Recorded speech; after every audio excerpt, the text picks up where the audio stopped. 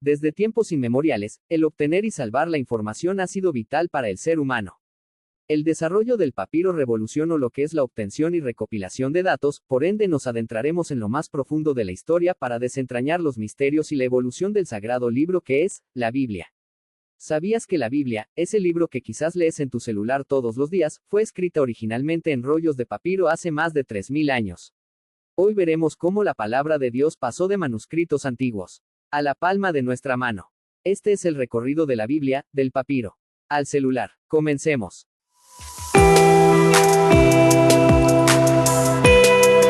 El papiro es un material de escritura antiguo, muy usado por los egipcios, griegos, romanos y también por los primeros copistas de textos bíblicos. Se fabricaba a partir de una planta acuática llamada Cyperus papyrus, que crece en las orillas del río Nilo, en Egipto. ¿Cómo se hacía el papiro? 1. Se cortaban tiras del tallo de la planta. 2. Se colocaban en dos capas, una horizontal y otra vertical, como un tejido. 3. Se prensaban y se dejaban secar al sol. 4. Al final, se formaba una hoja lisa y resistente para escribir encima. El papiro fue muy importante para las civilizaciones antiguas, pues conservaban la información y preservan los textos originales que fueron copiándose de generación en generación. El papiro se usó durante miles de años para escribir textos religiosos, legales y comerciales, crear rollos o manuscritos largos como los de la Biblia hebrea, guardar documentos importantes. ¿Por qué es importante en la historia bíblica?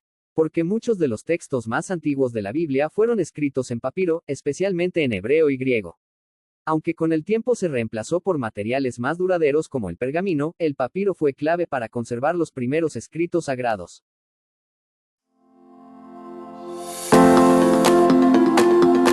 Desde tiempos antiguos, la palabra de Dios ha buscado llegar al corazón de la humanidad, sin importar idioma, lugar o cultura. Pero antes de que existieran Biblias en español, latín o incluso griego, la historia comenzó en un lenguaje sagrado y antiguo, el hebreo. Los primeros libros de la Biblia fueron escritos hace miles de años, cuidadosamente copiados a mano por escribas judíos. Usaban papiro, pergamino y tinta, y cada letra era trazada con reverencia.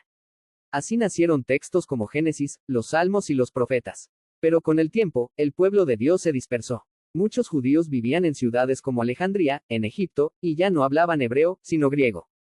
Fue entonces cuando, en el siglo III a.C., surgió una necesidad, traducir las escrituras para que pudieran entenderse. Nació así la Septuaginta, la primera gran traducción de la Biblia, hecha por sabios judíos que vertieron los libros sagrados del hebreo al griego. Su nombre, Septuaginta, significa 70, en referencia a la tradición de que 70 hombres la tradujeron en 70 días. Fue tan respetada, que incluso los apóstoles y los primeros cristianos la usaron como base para predicar el Evangelio. Mientras tanto, en Palestina y Babilonia, otros judíos también necesitaban comprender la escritura. Por eso surgieron los Targum, traducciones orales y luego escritas en arameo, la lengua cotidiana del pueblo. Estas versiones no solo traducían, sino que también explicaban y comentaban los textos, para que la enseñanza fuera clara y viva. Con la expansión del cristianismo en el Imperio Romano, surgió una nueva necesidad, llevar la palabra al idioma más hablado de la época, el latín. Así aparecieron las primeras traducciones conocidas como la Vetus Latina, o Biblia antigua en latín. Pero había un problema, no era una sola traducción, sino muchas, y con muchas diferencias entre sí. Algunas tenían errores, otras eran confusas. No había unidad. Fue entonces cuando, en el siglo IV, un hombre cambió el rumbo de esta historia, Jerónimo.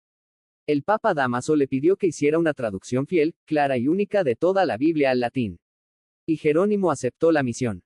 Se retiró a Belén, cerca de la tierra donde Jesús había nacido, y allí, con dedicación y oración, comenzó su obra monumental. Revisó el Nuevo Testamento desde el griego original, y se atrevió a hacer algo revolucionario, tradujo el Antiguo Testamento directamente del hebreo, algo que casi nadie hacía en su tiempo.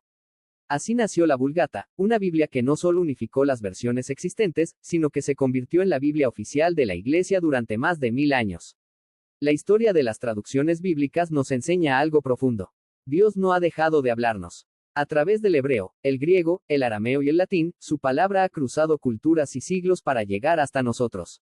Y lo más maravilloso es que hoy, gracias a todo ese recorrido, podemos leerla en nuestro propio idioma, en papel, en pantalla, o incluso escucharla con un clic. Pero todo comenzó con aquellos que, con pluma, pergamino y fe, tradujeron la voz de Dios para que el mundo pudiera escucharla.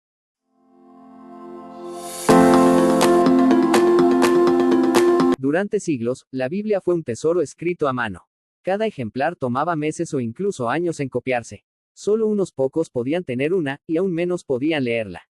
Pero todo cambió en el siglo XV, cuando un inventor alemán llamado Johannes Gutenberg revolucionó el mundo con una idea brillante, la imprenta de tipos móviles. Hasta entonces, los libros se copiaban uno por uno, a mano. Pero con la imprenta, se podían producir muchos ejemplares en menos tiempo, con menos errores y mucho más baratos. ¿Y cuál fue el primer gran libro que Gutenberg decidió imprimir? Nada menos que la Biblia.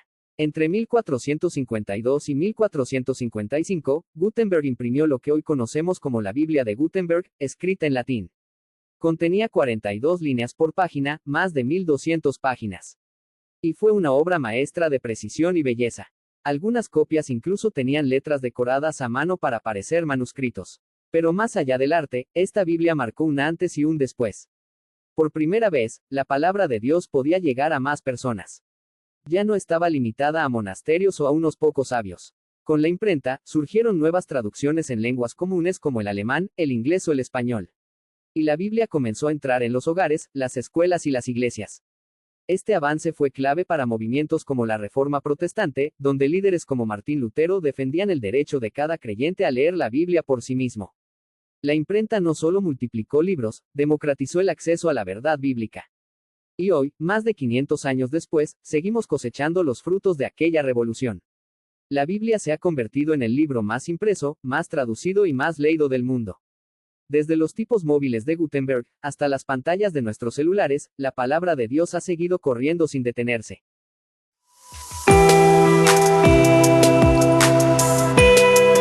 En algunos países donde está prohibido tener Biblias, los creyentes usan celulares como herramientas secretas para leerla.